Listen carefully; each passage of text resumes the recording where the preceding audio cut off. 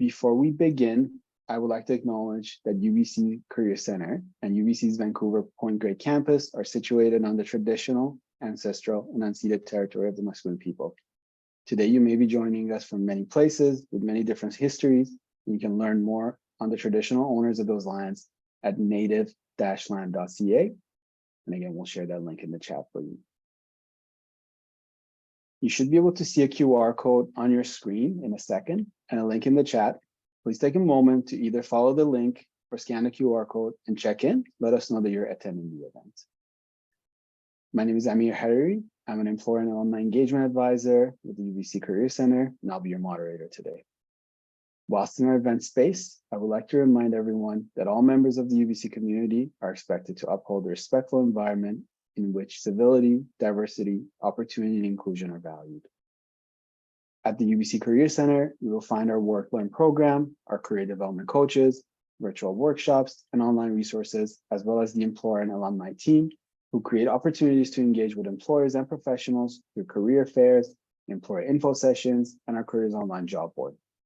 You can visit us in person at Brock Hall or through your account on Careers Online to learn more about our services. All participants are muted for the duration of the event. Feel free to turn on your camera, as it will be nice for us to see your faces as we go through our presentations. You will have a Q&A opportunity in the second half of today's office hour.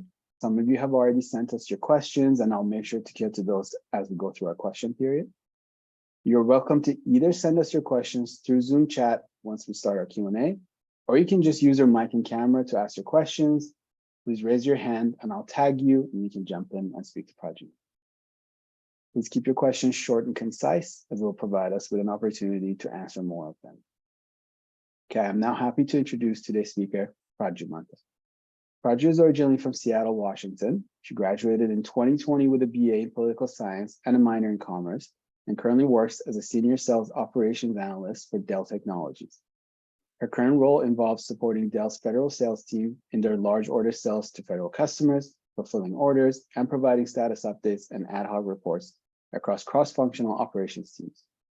During her time at UBC, Prajju was particularly interested in exploring interdisciplinary thinking in deciding her future career path, which encouraged her to look for extracurricular opportunities and coursework to sharpen these skills. Taking the design thinking course at UBC and engaging with students in a variety of different majors helped Prajju broaden her mindset through applying design thinking frameworks to business innovation and narrow down the career path she wanted to pursue. Today, Prajju would like to talk to you all about some of the methods and frameworks she's used to help get her to her current position and navigate working life post-UBC. I'll now give the floor to Prajju. Thank you so much for being here with us today. Hi, everyone. Nice to meet you. I'm Prajju. Let me go ahead and share my screen here for my presentation.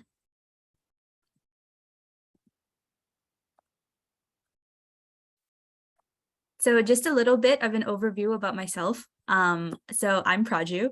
I'm 24 years old, or young, or somewhere in the middle. I don't know anymore. And I'm from Seattle, Washington in the US. So I basically grew up in America. I was born in India. I lived in California, and then I grew up in Washington. And then I went to UBC for my undergrad. So just some little pictures of myself and some of my likes just below, so you can get to know me a little bit better. So some of the activities that I did at UBC, like Amir mentioned, I graduated in 2020. I was there from 2016 to 2020 with a Bachelor of Arts in Political Science, and then I also minored in Commerce. So while I was at UBC, I had two, I would say, primary extracurriculars, activities that I was very interested in, that I was more involved in. That's the Arts Undergraduate Society and the Vancouver School of Economics Undergraduate Society. Although I wasn't actually an econ major, I still joined the society, and everyone was super nice. And I had some good experiences working with them as well.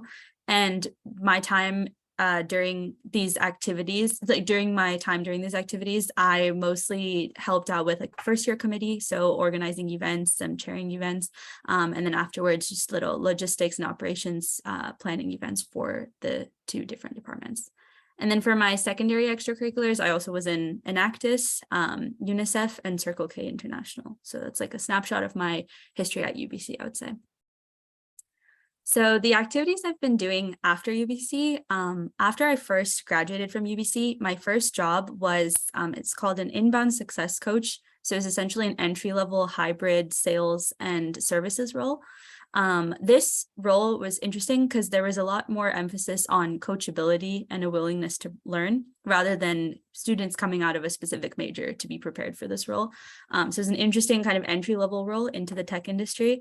And then now my current role is I'm a Senior Sales Operations Analyst at Dell Technologies. It's kind of a funny mix of political science and commerce because I'm helping to support the federal sales team in fulfilling orders and a lot of different operational activities specifically for the sales team at Dell. So like Amir mentioned too, I took a design thinking class at UBC. This class is called COM 388 here.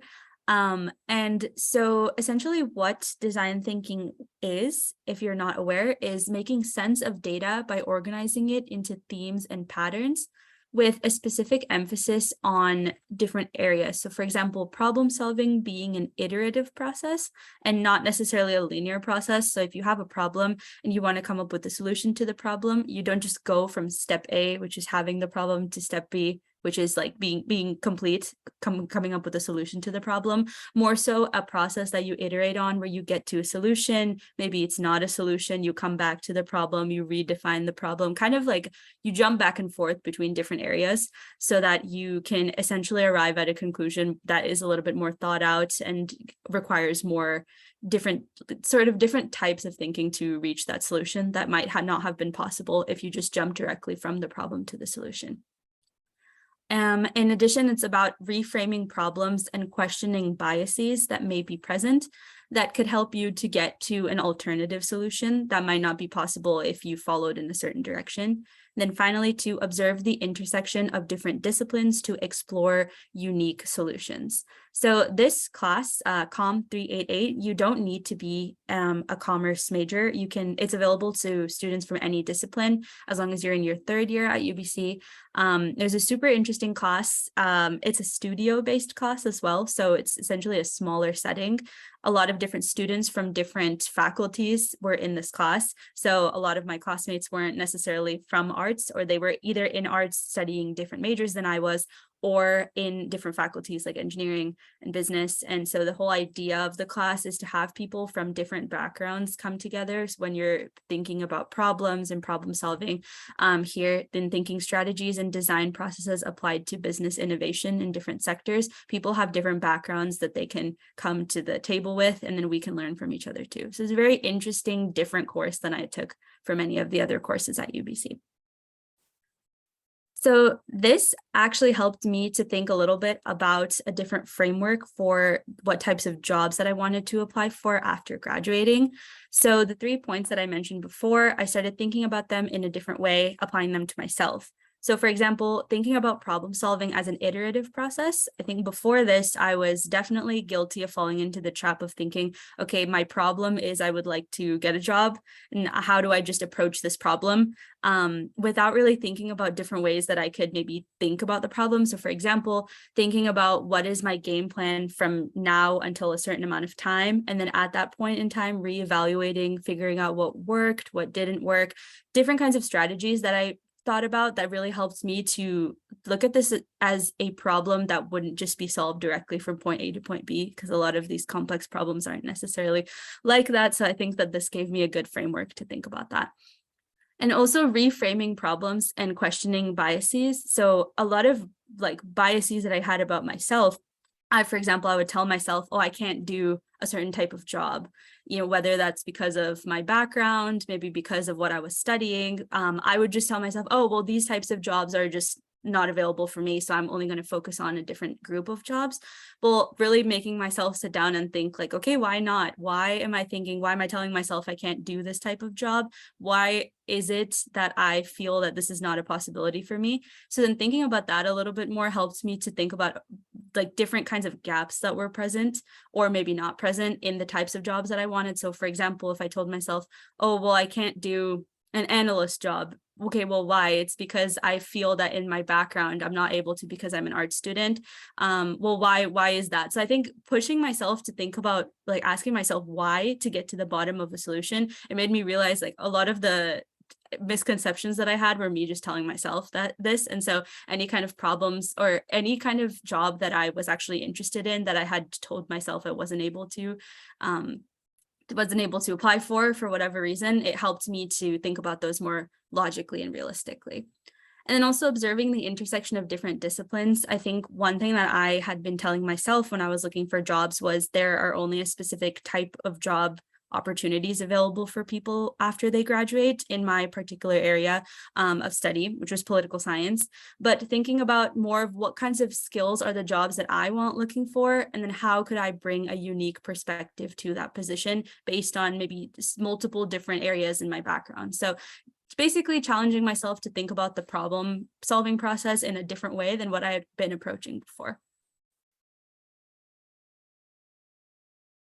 So for example, one of the tips that I used that really helped me was to make the problem as objective as possible. So when I was getting into these logical thinking traps, I would be telling myself certain telling myself certain lies or telling myself certain misconceptions about the different kinds of job opportunities that were available and then what kind of job I was best suited for. Instead of doing that, I really tried to make it as objective as possible by listing off all the relevant skills that come out of an arts degree and my specific experiences at UBC. So just listing off all the different kinds of skills, and this could be from your degree, your coursework, your extracurriculars, maybe opportunities that you might not have thought about before, like for example, jobs or volunteering outside of school, any kind of activity that you have believed that has contributed meaningfully to your time, and just putting them all in a group together and then thinking about the different kinds of jobs I was interested in and matching up those experiences in that way.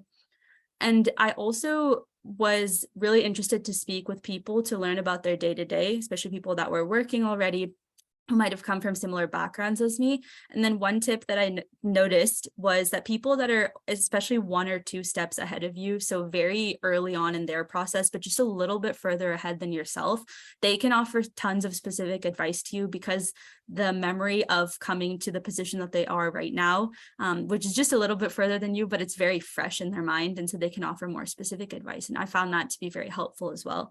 And then finally, thinking about the job market, it definitely sounds intimidating, especially coming from the position of being a student. You might feel a bit disconnected from what kinds of job opportunities are available, what your next steps are, but specifically thinking about what entry-level jobs are, and in their name itself, like they are not expecting you to know anything. They're not expecting you necessarily to have a ton of job experience because they are aware of the fact that you might not have that background yet. And so thinking about narrowing down what might be your idea of the job market, narrowing it down to something that is more realistic for you, it can help. At least for me, it definitely helped me to approach the situation in a more tactical manner. So yeah, that's a little bit of background about myself. Like I have here, it won't be easy. And just like with design thinking, it definitely won't be a linear process, but with more time and effort, you'll definitely be able to get through it. Okay, thank you for the presentation. We'll just jump right into our Q&A here. So Prajju, if you don't mind, stop sharing your screen, and then that way I can highlight us for our participants. Awesome. So I know there's already one in the chat, easy one. Is this class still being offered? I can check for you in a second. I don't know, Prajju, if you know if the class is still being offered or not, based on the last time you checked the commerce. That's a good question. I'm not 100% certain. Last time I checked it was, but I'm not certain about this year. Can double check and let you know in the chat. So everybody in the room, this is your chance to ask questions. So if you want to ask anything, either send it in the chat or raise your hand. More than happy to unmute you. You can jump in and ask the question live. I do have some questions I can get started with. And then again, I would love to hear from you in the room. If you want to turn your camera, ask the questions, that would be fantastic, but I'm happy to get us started. And I know you covered some of these already a little bit broad, so I'm going to go down to maybe a bit more details with these questions here.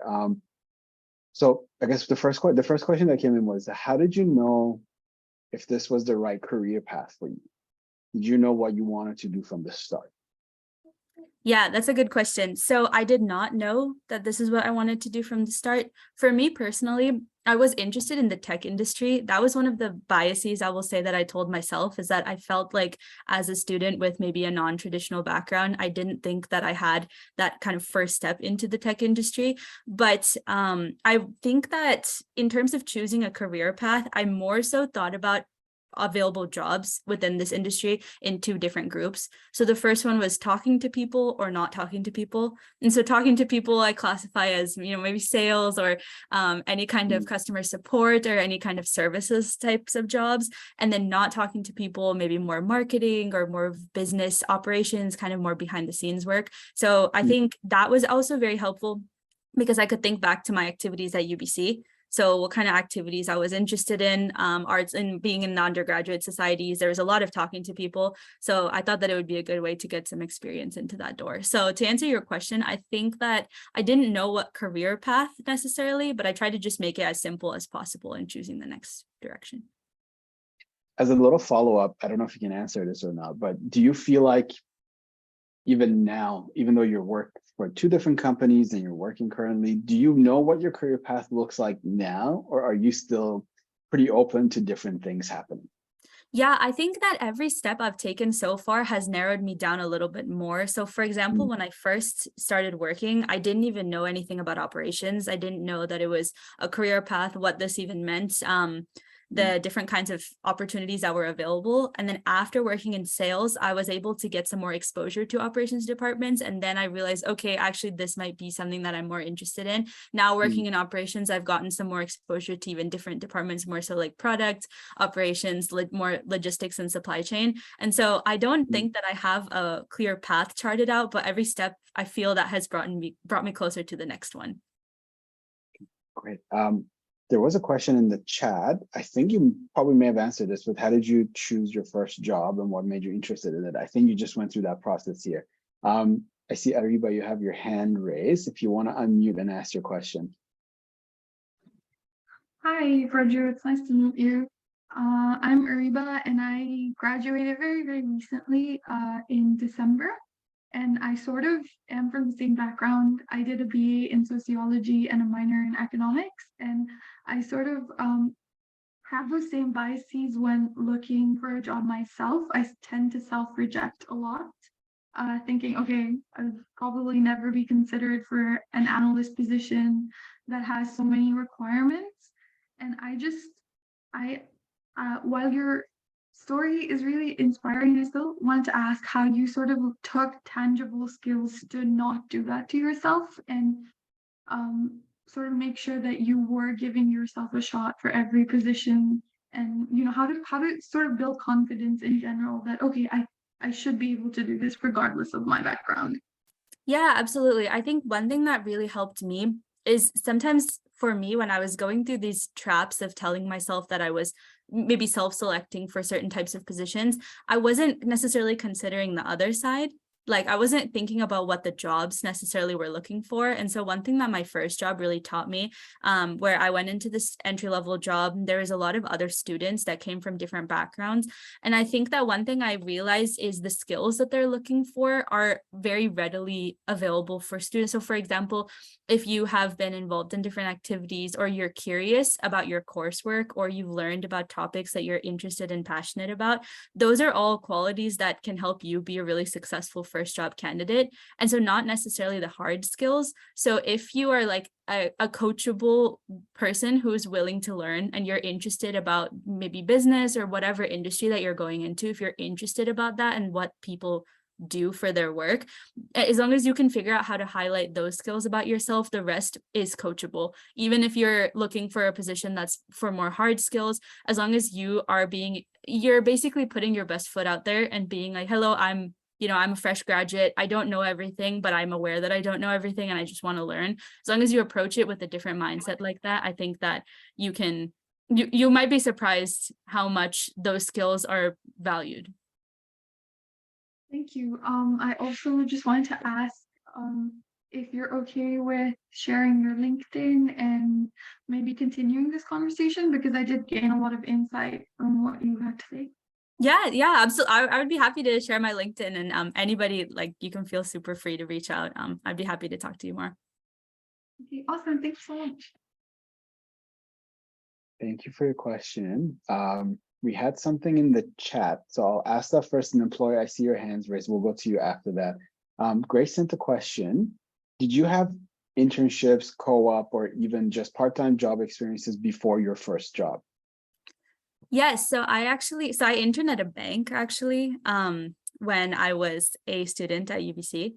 I interned at a bank over one summer. I did not actually do co-op or work learn or anything like that. And then I worked some jobs on campus. So not really related to anything that I am in right now. So you had a bank job, which was a bit more finance related, some customer service jobs, I'm guessing, on campus. Yes, and exactly. That was about it.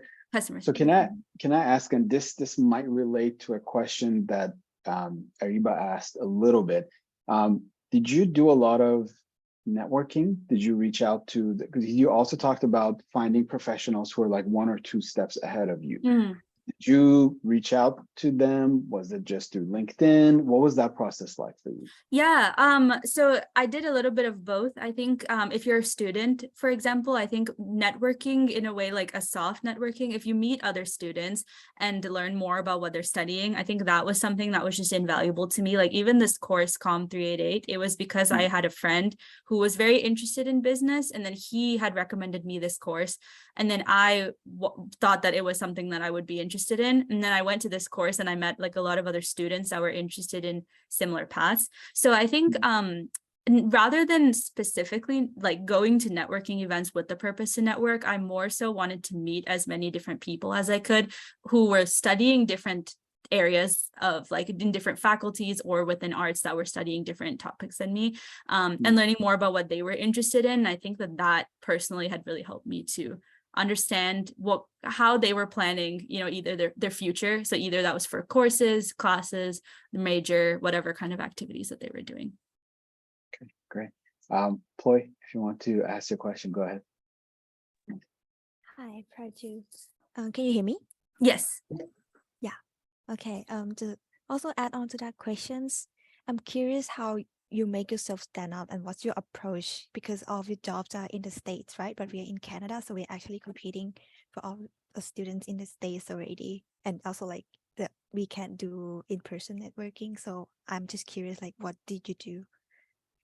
Yeah, definitely. I think I totally understand that is something super nerve-wracking, especially with the level of competition.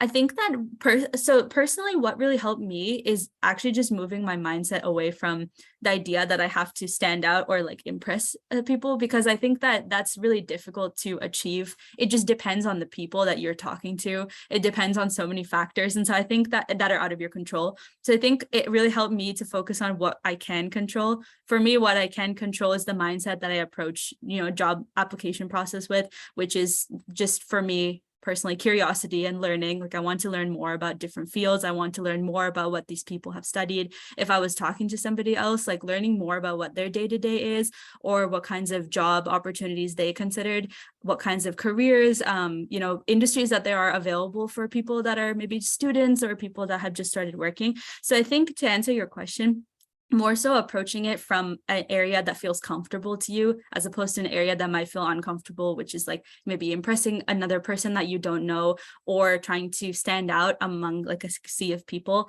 I think if you just honestly just act like a comfortable version of yourself, whatever that means to you, I think that you might find that will get you further in terms of networking or just meeting people, because you're more interested in what maybe they have to say, and then that will be useful to you, or that might not. But then if nothing else, at least you learned a little bit more about a different industry or different people. I see. So what's your main like source of meeting those people where you can ask questions? Yeah, I think so for me, one thing that really helped me was when I was doing extracurriculars at UBC. So Arts Undergraduate Society was really useful like this too, meeting different people that studied. So I was in political science, for example. I knew other people that were studying like sociology and English and just different types of majors like that. So I think that was really helpful to talk to them, to learn more about what kinds of jobs that they were working on. So if that was work learn, or if they were doing internships, what kinds of internships and what kind of industries they were interested in, especially students that were a year or two older than me. I found that was really helpful because career searching was like at the top of their mind when I was still a student who wasn't really thinking about that. And so learning about what activities they did, and then that helped me to assess if I was interested in those or not. So that was, I think extracurriculars was a good way to learn and meet more students. I think also going on LinkedIn is super useful as well, especially going on LinkedIn and meeting former students who are from UBC, because you already have that in common, maybe specifically people that studied the same major. That was something, I think those are the two avenues that really helped me the most.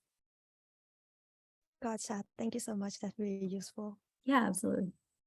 Thank you for the questions. Okay, we'll keep going here. And again, if anybody in person has a question, raise your hand, send it in the chat. I have a couple of questions about your current role. So first of all, I guess what is the day-to-day like for your job? So what is it like in the most simplest way to describe what your day-to-day is like? Yeah, in general, so before I started, I did not know what operations is even, but now that I'm in the role, I think the idea is if there's different departments in the company, so there's like marketing, product, and sales, and then operations is like the team that kind of helps with the behind the scenes. So that's pretty different depending on the different groups. So if you're in product operations versus marketing, I'm in sales operations. So my day-to-day, a lot of it consists with supporting the sales team in two different ways. So the pre-sales process, which is like before a customer buys the product. So helping them to create quotes, whatever the sales team needs basically to sell the product. And then also the post-sales process. So after the customer has bought the product, helping them with order fulfillment, any kind of inventory management, talking with different people who can help get the product shipped at a certain amount of time. So those are the two main areas. My day-to-day in those areas, it really varies. Mostly, I would say it does with pre-sales work. So working on creating quotes for the sales team is a big part of my day. And then in addition, doing little project work for the post-sales process. So just a big umbrella of whatever the sales team needs that week, that day. All right. So it changes enough that it's like enough variety coming, so you're not bored for lack of a better term. Okay. And then I'll ask you this: what has surprised you the most about a role in operations? So what's been like a pleasant surprise, and what's been the most challenging thing? I think what has surprised me about operations is actually how similar it is to studying an arts degree. So when we are studying a lot of different subjects in arts, I feel like there's a lot of information, like whether you're writing papers or if you're doing in economics, any kinds of reports or anything that you need to do. A lot of information is thrown at you, I would say, and you have to figure out how to distill it down into the key components in order to write a paper or anything like this.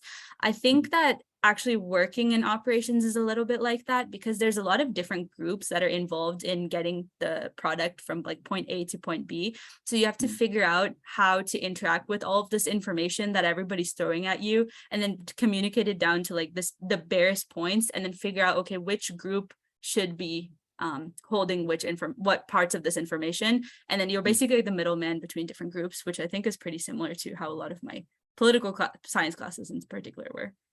Interesting. So that would be like a interesting surprise. What about a challenge? What have you found the most challenging piece? Yeah, I think what I found very challenging for myself personally was navigating the transition from a student mindset to working mindset. So I think especially when we're students, a lot of the times the work might feel infinite. So whether you have papers and deadlines, and after that, you always have midterms or any kind of exams to study for, versus with work, it's more so of like a constant day-to-day work that you do, and then you're just done at the end of the day. And then there's more projects, but those are more long-term as opposed to projects that just last for a month or two, and then you're done with the class. So I think that was difficult. It was a difficult transition for me, but what was really helpful is just talking with other people who were in the same boat, navigating the student to working mindset. And, there's there's lots of resources available as well. So your managers, there's lots of within companies, there have been a lot of resources available, and every transition from a different job, no matter if you're a student to working or working from a different job to another one, it's always a transition. And so I think that was comforting. It's reassuring to see how many people feel like they're in the same boat. Well, thank you. Aurelia, I see your question in the chat, but I'm going to keep it for a little bit later if that's okay. Ariba, if you want to ask your question, go ahead. So I sort of wanted to ask you something related to what your day-to-day activities look like. I know you're a sales operations analyst, so I wanted to know what part of your job, or if any, is related to handling data, and how you sort of work with data in that capacity in sales, and how someone looking to specifically build their data analysis skills or in the process of it would fit into a sales role, like within sales operations or sales in general, so that's my question. Yeah, no, that's a good question. I think so one thing I've learned from my experience is that there's a ton of data regardless of what department that you go into. So because I'm in sales operations, a lot of the data that we get handed is a lot of information about specific orders. So if there's a lot of customers that are ordering certain types of products, we will like go through all that information and then make reports on what products are most available, what products customers are ordering the most, what they're ordering the least, and then how we can help the sales team to support that. So for example, if there's like a specific product or two that it seems like customers are ordering a lot, then we can figure out how to streamline that process. Like how can we get sales the quotes for this specific product quicker, because it seems like this is a product that's frequently ordered. So a lot of my job, I would say, is more about prioritizing efficiency. So whatever channels are getting the most traffic, and then how we can make that more efficient so that the specific team can sell more. For your question about how like specific skills, I think in my specific role, Excel is used a lot. I think Excel is used very widely. So I would say if you're interested in becoming an analyst, definitely Excel is a really useful tool to learn more about, especially like more advanced Excel skills, but even just basic Excel skills are really useful. And then there's a couple of other, like, for example, if you're interested in developing more hard skills, I would say like R and Python are also really useful. But personally in my role, just a lot of Excel is enough to make some really sophisticated reports. Thank you. That definitely does put things into perspective. I was just wondering, do you also maybe use SQL? Because that's something I've developed on my own, and I've heard that they use it in sales. Because a lot of people in sales recommended that I go and get an SQL certification, which I did, but I don't know how far to go with sort of learning these skills without actual experience. Yeah, I think so in my specific role, I have made reports with SQL a little bit, but it's not very common. So I think for your question, I would maybe think about what it is that you're trying to show with those skills. Like that's super great that you got the certification. And I think if you're interested in going into like an analytical role, or anybody that's interested in that, for example, it's a good way to show that you're self-motivated and that you are interested in this role and you've taken these steps in order to get certified. And then, like I mentioned, a lot of training is actually on the job. And so that for specific jobs, especially like in sales or in other operations departments, will really just depend on what those teams are needing at that time. But you already going through and showing that you're certified or that you have this experience in using different tools, I think it's a huge step up to show them that you are interested in this as a career path for yourself.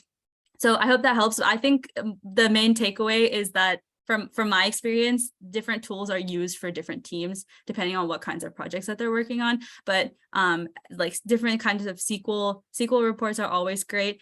Excel is super useful. And then Python and R I think that if you were interested in learning more, those 4 tools would be really useful.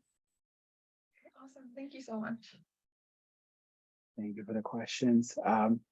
Okay, in the chat, we have one from Aurelie. What are important ways to handle interviews, especially failed ones? Or I guess what is a good way to handle a failed interview?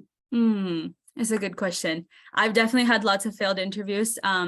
They're very difficult to go through. But I think that one thing that is really helpful, it has been helpful for me, is in my time working, I feel like I've had the experience of meeting a lot of different people, and some people on a personal level I felt like I connected with better, and then other people, maybe for whatever reason, our styles didn't match up. And so I think that when we're interviewing, a lot of times it's easy to get into this idea of thinking like, I need to impress this person and then I'll get a job, or I need to put my best self forward. And sometimes there are factors in the working industry like are so out of your control. Like, what if you failed an interview and then that job, the position itself just got like, they just removed the position. Maybe they decided they didn't have enough people that they wanted in this team. Like, there are a lot of factors that are outside of our control that aren't necessarily about you and your performance. So I would think about, if you feel like you had a failed interview experience, I think after some time I would just reflect on it and think like, why did you feel like you failed it?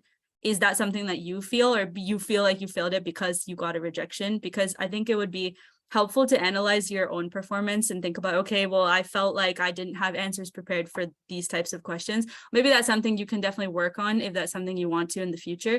But if you feel like you failed it just because, I would maybe encourage you to think about why you're feeling like you failed it. And if it's not controllable for you, maybe it's better to just take your time before you move on to the next one. Yeah, that's good advice. And another thing that we come across here often is just reaching out to the people who interviewed you and asking them for maybe a little coffee chat or something after. Even if you failed the interview, usually there's a panel that interviews you, so it might be 2 or 3 people. Maybe one will reply to you and will be willing to either email you or sit down with you a little bit to see, you know, what your questions are, and you can dig a little bit deeper, because as you go through an interview process, it's difficult to see yourself answering questions, and some things may not be obvious to you that was obvious to them sitting across from you. So another thing that we've seen work a lot for myself personally, but for students also, is when an interview fails, so just reach back the thank you that always happens, but also for some feedback. And you'll be surprised how often people are willing to give you really beneficial feedback about maybe what didn't work and what you should do next time. So just another addition to that answer. Cool. Thank you, Aurelie, for your question. I'll keep going here. Actually, going back to some of the questions I asked before. So you start working for one company, and then now you're working for Dell. With these 2 roles, did you find them just by applying online, maybe like an Indeed or directly through their website? Were you recruited for them? What was the process like in landing that first job after university and then going to Dell? Yeah, absolutely. For both of my jobs, I actually found them on LinkedIn. It was just cold applying for me. I didn't go through a connection process, but I know that a lot of my friends who ended up working for my first job at HubSpot in particular, there was a lot of referral process. So they got recommendations from other people, people that they might know, or people that, for example, if they worked or they were students at their previous university who work at this company now. And so they were able to speak with them and get coached through the interview process. So for me personally, I just cold applied for both. But I know other people that have taken other routes, and they said that was like super beneficial as well. You get the advantage of getting coached by, you know, students or any kind of friends that you might have. That's pretty interesting. The 2 cold applications that go through and get the job. So can I ask, when you saw the job postings, both for Hub and then for Dell, did you meet the requirements that they were asking for, or did you meet half the requirements? Like, where were you in the scale of qualifying for the role that you made the decision to apply for it? Yeah, that's a good question. I think for my first job, especially any job that says entry level, for my job at HubSpot, they were not expecting job experience before because they were looking for people that had just graduated. And so I think based on the title, it was like really useful to see any kind of job that was entry level. I was like, okay, well, let's just be confident and just apply for it. And then because they know that you don't have the experience, or that if it is a problem for them that I don't have the experience, like I will get rejected anyway. So I felt like it was a good idea to take that shot. Just why not? I think that you don't know until you try. And I think especially if the job itself already says entry level. So for that job at HubSpot in particular, like as I mentioned, they didn't need prior experience. And then for my job at Dell, I did not fully meet the qualifications. I met the qualifications for the amount of time that I had been working, but not necessarily for the amount of the specifics of the work. And then I think that later on, talking to other people in the department as well, a lot of people came from different backgrounds, and then they came into this role. And so I think I was able to show my sales experience as a transition into sales operations. That was what worked for me personally, but I know other people that came from operations into another operations position. So I think it just depends on your unique mix of qualifications and whatever that they're looking for at that time. I think that's good advice, because you can sit there and read the job posting and start to, like you said, self-eliminate by the checklist that they provide. But it's always good to keep in mind that when a hiring manager creates a job posting, they're looking for the ideal candidate. And so most likely, most people don't meet all the requirements that they're asking for. So there's no need to be too picky with your own skills. I think something we've seen here is like, really, if you meet like 60% of the skills that are required, it's probably worth it to at least apply 50-60% just to see where it goes. Like you said, it's worth a shot. And if it's a rejection, then it's a rejection, and try to figure out from there. So yeah, I definitely agree. I think too, with the ideal, from my experience as well, when they're looking for the ideal candidate, sometimes you might not notice that people from different backgrounds might have a different perspective to offer. So my current manager actually at this company, at Dell, she used to work in sales for a very long time, and then she transitioned into a sales operations role.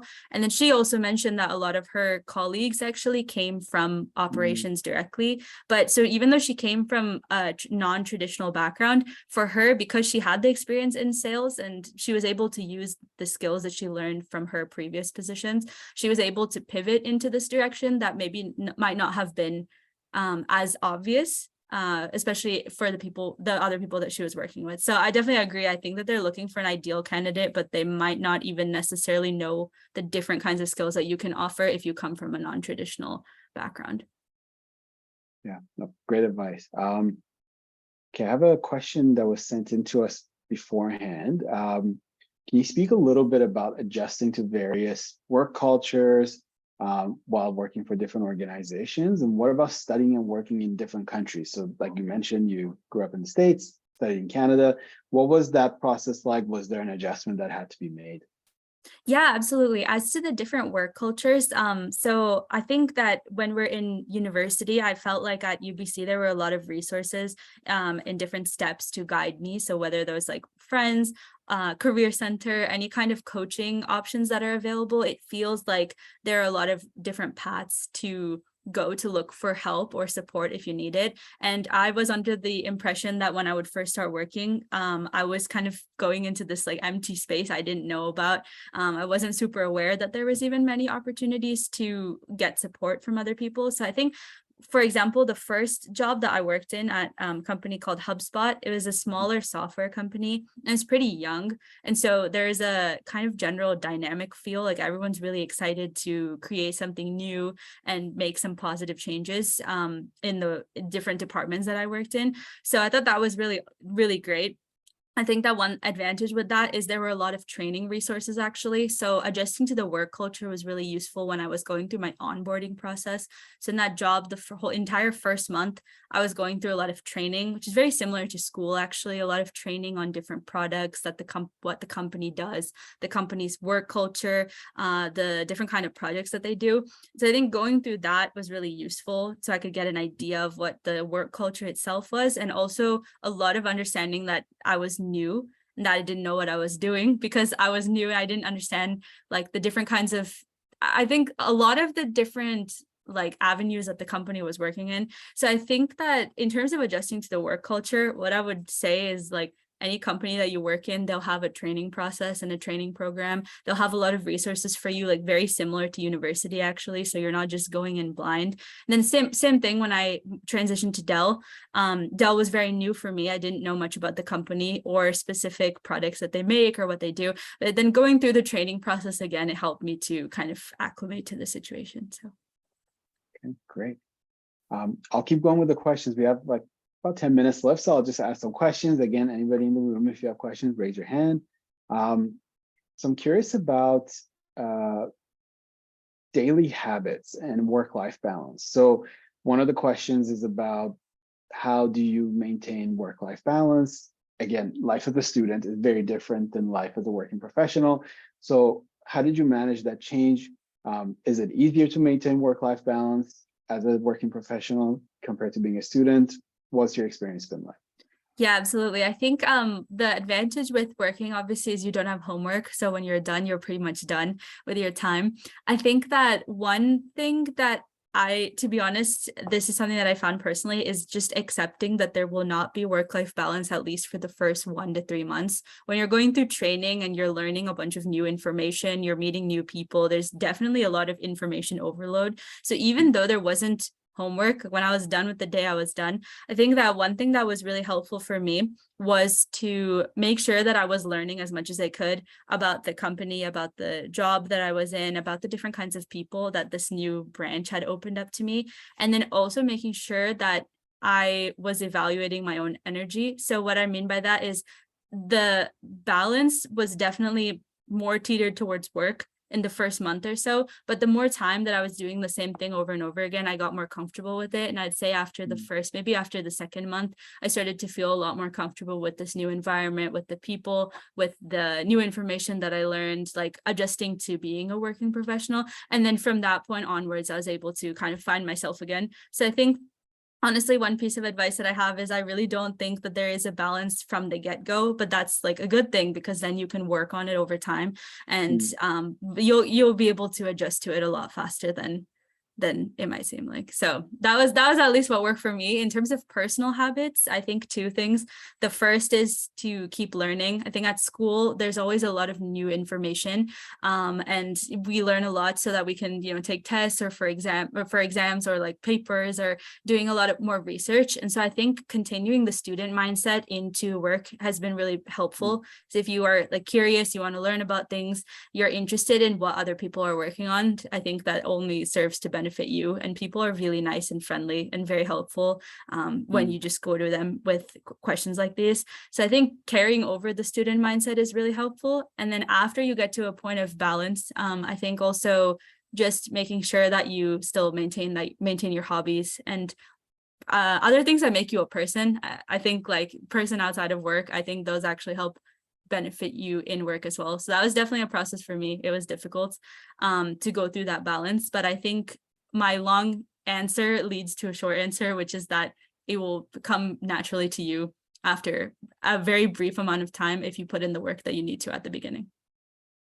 Yeah, and it's funny you mentioned like there's no homework, but I think there's a whole level of like continuous lack of work-life balance. I remember from my time as a student where, especially if you're working, but you also have papers and midterms and finals and everything just keeps going. So for sure, it's a very different process and different timelines of things. But yeah, I fully remember not having to worry about those things as you come out of school and just go to work. And you're like, this is kind of nice. I don't mind this. I don't mind this at all.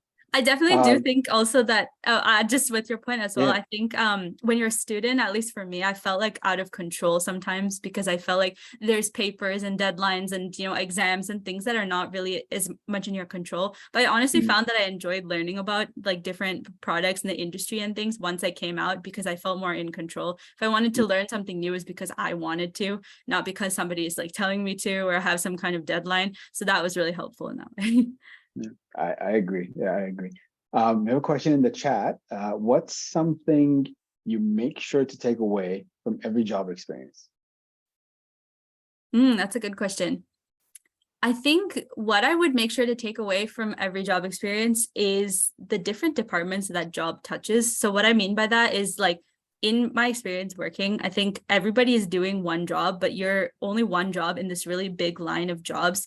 And there's a lot of people that are working in very similar roles to you.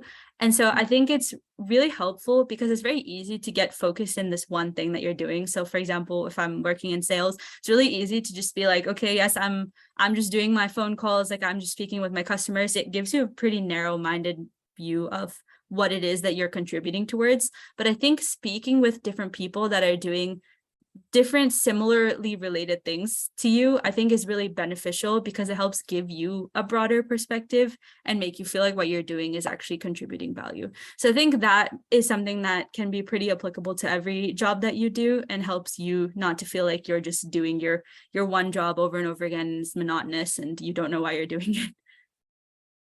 That's good advice. Thank you for the question. Couple more questions before we wrap up. Has mentorship played a role in both your education and maybe your career story so far? And if yes, do you have a memorable piece of advice or interaction? Yeah, absolutely. I would say mentorship has definitely been a huge part of both my schooling as well as my job. And I think interestingly, I would say it's unofficial mentorship that has been the most useful. So what I mean by that is like if you have friends that are older, you have people that are in your classes, that maybe you have people in your extracurriculars that are just, yeah, again, like I mentioned, a step or two above you, they might not even notice that what they're saying is so beneficial to you. So if you're thinking about what kinds of interests that you have and what kind of clubs to get involved with at UBC, and then you run into like an older student who just tells you what kinds of clubs really made an impact on them, that might inspire you to think about what your passions are and maybe if that's a good fit for you. So I think that in terms of the job, as like my job as well has been really similar to that. The more people that I interact with, some people are super friendly and they just remember being in your position. And then they can help offer you advice that you might not have got to otherwise. So I think for me, a memorable mentor in my job actually was my manager's friend, she was not my direct manager or anything. And so the couple of times I met her, I know one thing that she told me that really stuck with me. She said, it's okay to make mistakes, just try not to make the same mistake twice. And that was something that really hit me hard. So I think that when you're doing anything new, whether that's in school or in working or anything, it's natural to make mistakes because you don't know yet. You're still kind of figuring your way out. But I think that when you're in that position and you can get to the point where I think more so reflecting on the mistake and then figuring out why that situation happened the way that it did, it will only serve as a learning process for next time. So just what she said really stuck with me. And then I think just asking questions, making mistakes, those are things that I'm not as afraid of after that anymore. Okay. Another question here, and tough question. How do you approach the tough conversations about salary negotiation? Is this something you've had to do with any of your two jobs here? Or yeah, how do you go about the salary conversation? Yeah, that's definitely a difficult question. Still very much working on that as well. For myself, one tip that I found helpful is always flipping it back to the person that you're talking to. So if you're uncomfortable discussing a specific salary range, for example, recruiters are a really good source of information. So anybody that you're talking to who is trying to recruit you for this position, you can always flip it back to them and ask, like, if they ask you, for example, what's the salary that you're expecting, you can always flip it back and say, what do candidates typically ask for this position? Like, they have a ton of information. They've been like doing these conversations a lot. So I think that is a pretty helpful tip for me, that they are viewing them as a source of information rather than someone that you are maybe, trying to impress or to, I guess like get information from them so that you can both feel like you're on the same ground in that conversation. Do you find that's worked for you so far? If you sort of turn it back on them and ask it as a question, do you find that it results in like an answer or maybe an amount that comes from them? Yeah, definitely. I think that when you're speaking to them as you are a potential person for this job and they're potentially recruiting you for this job, I think it's helpful in those kind of uncomfortable situations to make the question more general so that you can talk about, oh, typically candidates, they'll say, yeah, typically candidates like tend to ask for this range. And then you can talk about if you fit in the typical candidate bucket or not. So it at least gives you a framework for like how to approach the question instead of, kind of like not knowing how to approach the conversation, or at least like what to compare yourself to, giving you kind of a relative point of comparison that way. Yeah, always a tough question to answer. It's different depending on who you're speaking with and what their experience is like. So that's good advice. Okay, I'll have one last question for you. I think it's usually my last question. I rarely also sent it in the chat. So the question is, what advice would you give to graduating students, or what would you like our participants from this session to take away with them? Yeah, I would say one piece of advice that I would give you is honestly just continue to cultivate curiosity, because now when you're graduating, you're entering a new chapter in your life, and you've been maybe studying the same subjects for the past couple of years. You might be feeling like you're at a point where you are at a comfortable level of understanding. And now that you're going into this new chapter, it can feel like scary and definitely new.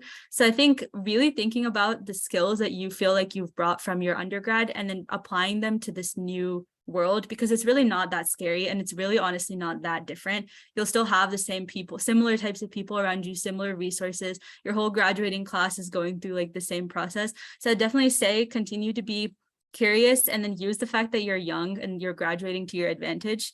Then the more people that you ask your questions, like learn more about the industry and the jobs, and understand no one's expecting you to know everything, I think that can help go a long way. Great. On that positive note, we'll end the session. Thank you so much for everybody for your questions. Prajju, thank you so much for your time. We're just going to share our link for our survey in the chat, and also I think we'll put a slide up in a second. It would be really helpful if you can share your feedback with us, and maybe I can send the link in the chat here. Perfect. So that's the link. That's the QR code. It might take you 2 minutes to do the survey. That would be great. Again, thank you all for being here. Prajju, thank you so much for your time. And we'll have the video up on YouTube shortly, and you can watch it over and get some of the resources. And please continue to check Careers Online for future office hours events, for career fairs that are coming up. We have lots happening in March. So check back with us, and hope to see you all later. Thank you all. Have a nice evening. Thank you, everybody. Bye-bye.